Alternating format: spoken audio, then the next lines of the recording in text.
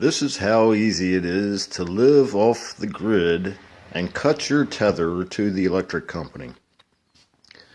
You just need your own solar setup that is easy to connect. It's pretty much mistake proof. As you can see here, we have the marine battery. It has dual terminals for positive and negative.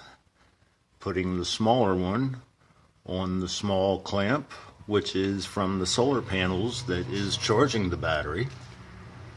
And the larger cable coming from the battery goes to the power inverter. This is what changes DC current into AC current so that you can use any type of appliance within the specified amount of power that it gives out.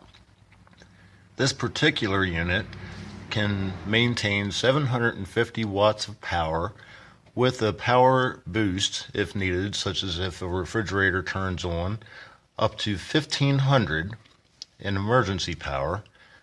So the constant power outlet that you can get out of this inverter is 750 watts safely, but it can provide more.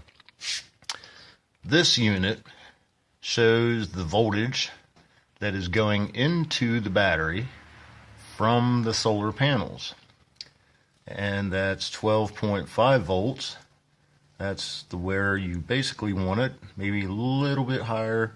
You don't want it to go below 12 volts because then it becomes a total dependency on the battery, which is a 12 volt battery. As long as you have more water pressure going into your battery or electric pressure than what is coming out of your battery, then you can maintain your charge.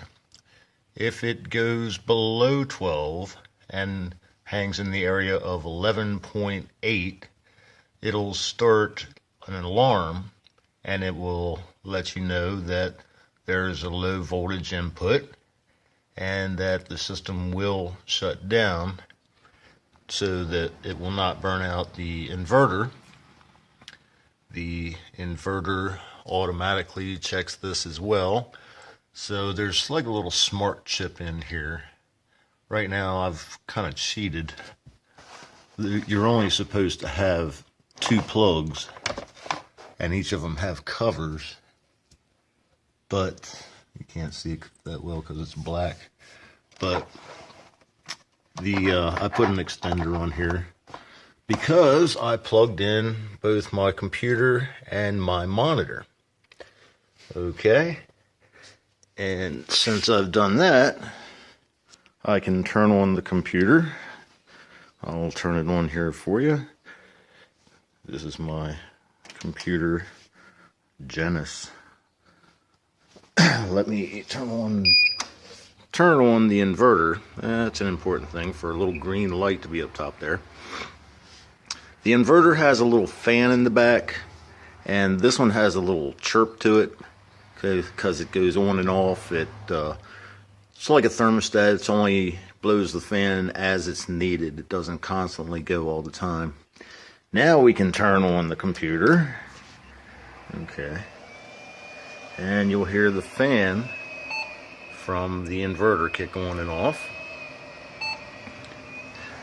And now we'll go up to the computer screen, which is also plugged into the inverter. And you can watch it boot up. Of course, I have a dual booting system here.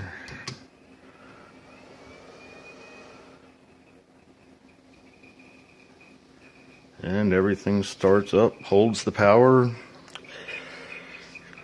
I can sit here for hours as long as there is a constant power charge into the battery from the solar panels.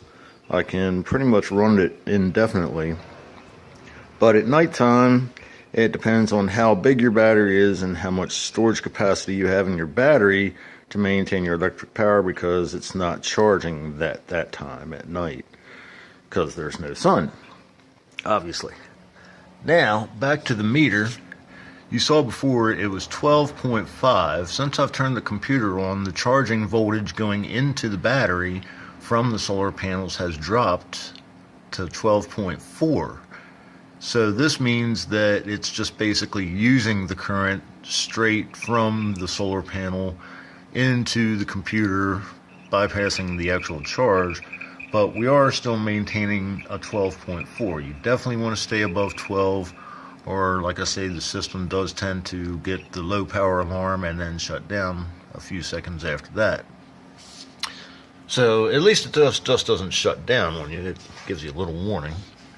Here's a little switch coming straight from the charger. It's a light. I'll turn on the DC powered light, and there you can see it lit up. That's not an AC bulb. That will not work in an AC socket. And then we turn it off. So you can maintain a little light, very low power. Sorry about the jiggling around there. Okay, so that's the demonstration of my first solar power setup with everything here that you see. Solar panels are outside on the roof.